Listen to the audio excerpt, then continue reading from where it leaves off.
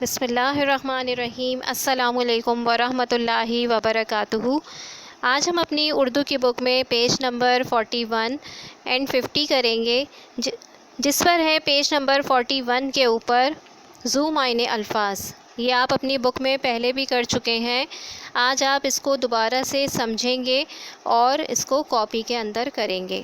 جیسے کہ ذو معنی الفاظ کی سب سے پہلے آپ کو تعریف دی گئی ہے، وہ آپ اس کو یاد کریں گے اور کاپی کے اندر لکھیں گے۔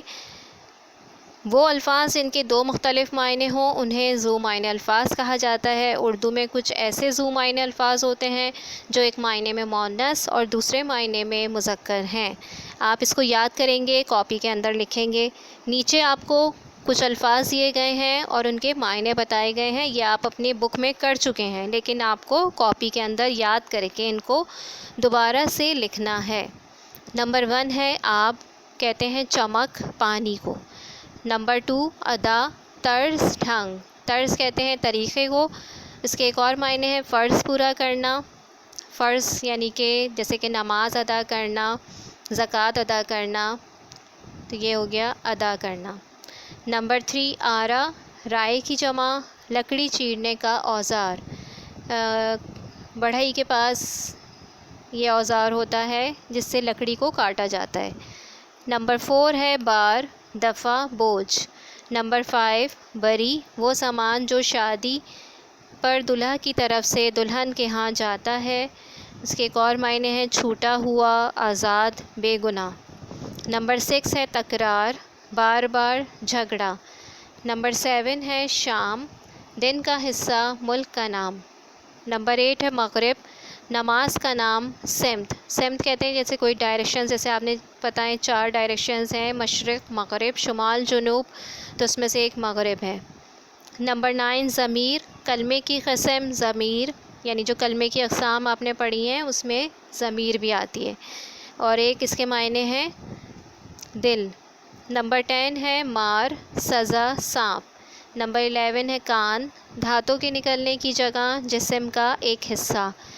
نمبر 12 ہے ہار، شکست، گلے میں پہننے والی مالا۔ اس کے بعد ہے پیج نمبر 50 کے اوپر کے اور کے کا استعمال۔ اچھا، بچوں میں ان میں فرق کرنا نہیں آتا ہے، یہ جبکہ دونوں مختلف حروف ہیں، اور اگر ان کا صحیح استعمال نہیں کریں گے تو جملے کا مفہوم ہی بدل جائے گا۔ اس لیے اس چیپٹر میں یعنی اس پیج کے اوپر آپ کو ان کا فرق بتایا گیا ہے کہ کس طریقے سے آپ کو جملے میں ان کو استعمال کرنا ہے۔ اس میں نمبر 1 ہے کاف بڑھئے کے، ہمیشہ دو اسموں کے درمیان آتا ہے اور عام طور پر ملکیت ظاہر کرتا ہے، جیسے بادشاہ کے سپاہی، ارسلان کے جوتے، مونا کے کپڑے۔ اس میں دیکھیں اب آپ جو اسم ہیں، بادشاہ بھی اسم ہے، سپاہی بھی اسم ہے، ان کے درمیان میں کیا آ رہا ہے؟ کاف بڑھئے کے آ رہا ہے۔ آپ اس کی ڈیفینیشن یہ یاد کریں گے اور اس کو لکھیں گے کاپی کے اندر، جیسے کہ ہمیشہ دو اسموں کے درمیان آتا ہے اور عام طور پر ملکیت ظاہر کرتا ہے۔ اس کے بعد کاف ہے کہ، ہمیشہ دو جملوں کو جوڑنے کے کام آتا ہے، اس کے علاوہ کسی کی کہی ہوئی بات اور کہنے والے کے تعلق کو ظاہر کرتا ہے۔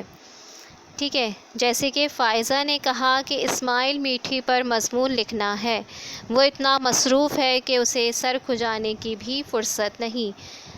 کسی کی کہی ہوئی بات، جیسے کہ نبی کریم صلی اللہ علیہ وسلم نے فرمایا کہ، قرآن میں ارشاد ہے کہ، امی نے کہا کہ، تو یہ کسی کی کہی ہوئی بات ہو گئی نا، تو اس کے بعد ہم کیا لگائیں گے؟ ہے کے بعد کہ، کاف ہے کہ لگائیں گے۔ اس میں نیچے آپ کو ایک مشق دی گئی ہے جس میں آپ کو ان کا استعمال کرنا ہے۔ اس میں نمبر 1 ہے ہمارے نبی حضرت محمد مصطفیٰ صلی اللہ علیہ وسلم کے بعد کوئی دوسرا نبی نہ آیا ہے نہ آئے گا۔ اس میں ڈیش میں دیکھیں گے آپ کاف بڑھئے کے آیا۔ اس کے بعد نمبر 2 ہے ندا کے کپڑے ہمیشہ میلے ہوتے ہیں۔ نمبر 3 ابن انشا کے سفر نامے عوام میں آج بھی مقبول ہیں۔ نمبر 4 ڈاکٹروں کا کہنا ہے کہ، اب اس میں کیا ہو گیا؟ کسی کی کہی ہوئی بات ہے تو یہاں پر کیا آ گیا؟ کاف ہے کہ، روزانہ ورزش صحت کے لیے ضروری ہے۔ نمبر 5 ہے بلال نے کہا کہ وہ حمزہ کے ساتھ بازار جائے گا۔ نمبر 6 ہے مظفر صاحب کے بچے بہت سمجھدار ہیں۔ نمبر 7 وہ اس قدر روئی کہ اس کی آنکھیں سوج گئیں۔ نمبر 8 ہے کسی نے کیا خوب کہا ہے کہ عظیم لوگ وہ ہیں جو دوسروں کے کام آتے ہیں۔ اس کے بعد نیچے ایکسرسائز میں آپ کو کیا دیا گیا ہے کہ آپ کو 2 جملے بنانے ہیں کہ اور کے۔ اب آپ یہ جملے خود سے بنائیں گے کاپی کے اندر۔ اس میں نمبر 1 میں نے جو بنایا ہوا ہے وہ کیا ہے، میرے ابو نے کہا کہ اپنا کام مکمل کر لو، امی نے کہا کہ کھانا کھا لو۔ اس کے بعد ہے کہ کاف بڑی ہے کہ علی کے جوتے گندے ہوتے ہیں، کل نانی کے گھر دعوت تھی۔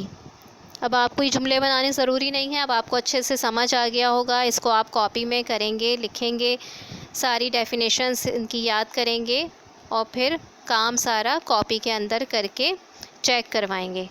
امید کرتی ہوں آپ کو یہ تمام کام سمجھ آ گیا ہوگا۔ اپنا خیال رکھیں گے۔ اللہ حافظ۔